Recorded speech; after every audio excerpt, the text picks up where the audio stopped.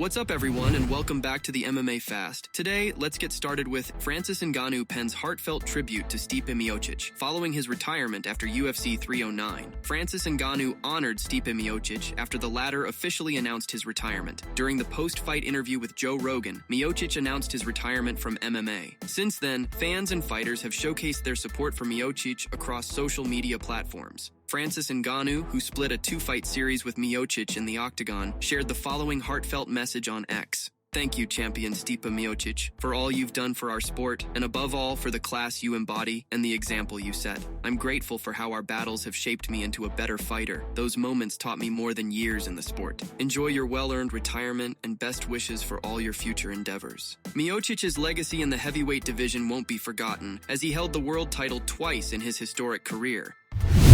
Mauricio Ruffy calls for Benoit Saint-Denis following UFC 309 win. Benoit Saint-Denis is whom Mauricio Ruffy wants to meet in the octagon for his next UFC outing. Ruffy, one of the most promising rising fighters at 155 pounds, called out the gritty veteran following his victory at Saturday's UFC 309. Ruffy defeated James Lontop in a unanimous decision that served as the opener of the pay-per-view main card. For Ruffy, Saint-Denis is a logical next step, and a step fans would very much enjoy in his career. The guy is coming off 2 losses, and people are looking at me and starting to point the finger and say, this guy is coming up. I think it will be a really good fight, and it's not even coming from me. A lot of people online and on social media would like that fight to happen. I think it will be a great fight. I hope he takes it. It's been a mix of learning experiences. You talk about 6 months of camp, 6 months of dieting, 6 months of getting prepared for fights that didn't happen. A lot of learning experiences, but I do want to thank the UFC for the opportunity to be here at a card in Madison Square Garden. I learned a lot, and I took a lot from these experiences.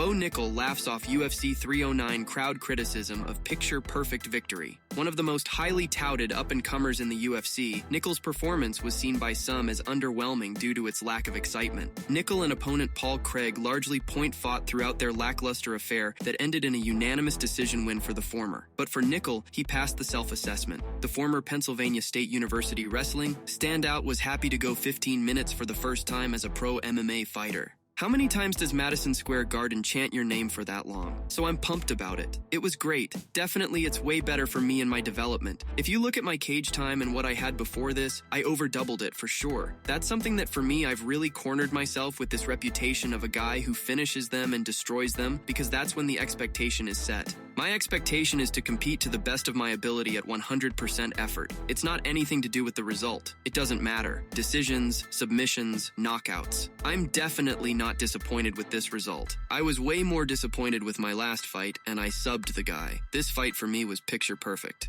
It's not all about losses for Nickal. It's more about the process. Not shooting for a single takedown through 3 rounds of fighting was a procedural milestone for him. Honestly, I don't think I ever imagined that. But it's a really cool thing, and I think it's a great testament to my coaches and my team, all of my coaches. If I didn't have these people, I just wouldn't have the skills and the base I do right now, so I'm very fortunate to be around those guys. I think it's something I feel a lot of excitement in, because it's not something I saw myself doing previously. Now I know I can fight that way if I need to.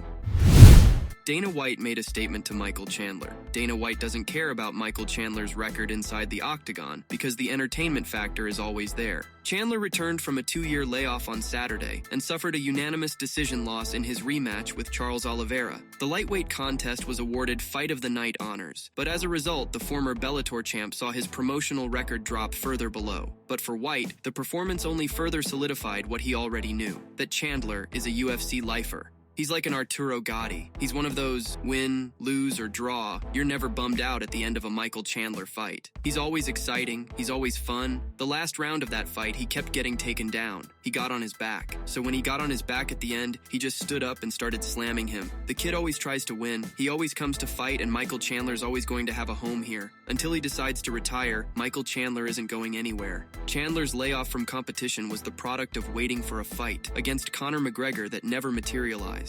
White said McGregor is expected to make his own return to the cage in 2025, but it's too soon to consider putting that fight back together. Eryk Anders reveals why fight with Chris Weidman was canceled at UFC 309. Eryk Anders says there was no way he would have been able to compete at UFC 309. Just as Saturday's pay-per-view event at Madison Square Garden kicked off, Jon Anik revealed that Anders' scheduled preliminary bout with former middleweight champion Chris Weidman would no longer take place on the card due to Anders falling ill. On Sunday, Anders gave an update on his Instagram page, revealing that he suffered food poisoning on Friday. Status update, got food poisoning Friday night, and there was no way I would have been able to go out there and compete. Super upset I didn't get to compete at Madison Square Garden against a former champ. I seriously doubt that opportunity will come around again, but it is what it is. Hopefully we can get that matchup rebooked as soon as possible. Thank you all for the messages of concern. Eryk was scheduled to make his second appearance of the year. Anders snapped a 3-fight skid in March with a decision win over Jamie Pickett at UFC Vegas 87.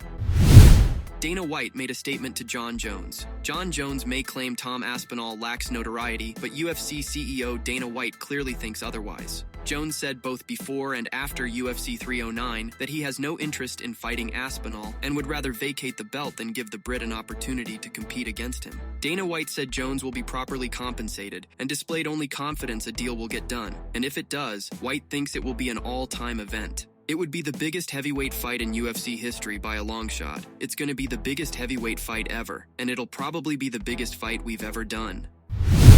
Charles Oliveira asked for a cage-side seat for whenever Islam and Arman throw down. Promotion CEO Dana White obliged that request in short order, impressed by the performance Oliveira put forth in his win over Michael Chandler on Saturday. Oliveira has fought both Makhachev and Tsarukyan in the past, but he doesn't care who walks away victorious. The only thing that matters to him is a championship belt. Oliveira has won 2 of his most recent 3. Hungry to once again claim the throne, Oliveira thinks he took one step closer to that with his win over Chandler, a victory he's very pleased of in the immediate aftermath. For sure, I want to be a champion. Everybody knows this. I'm just going to take a couple days off. Since the boss told you guys he'll come pick me up, I'll be right there. I'm not looking for any of them. I'm looking for that belt. Whoever's got that belt, that's who I want. I think all you want to do is win. It only shows how much I evolved and how much I got better.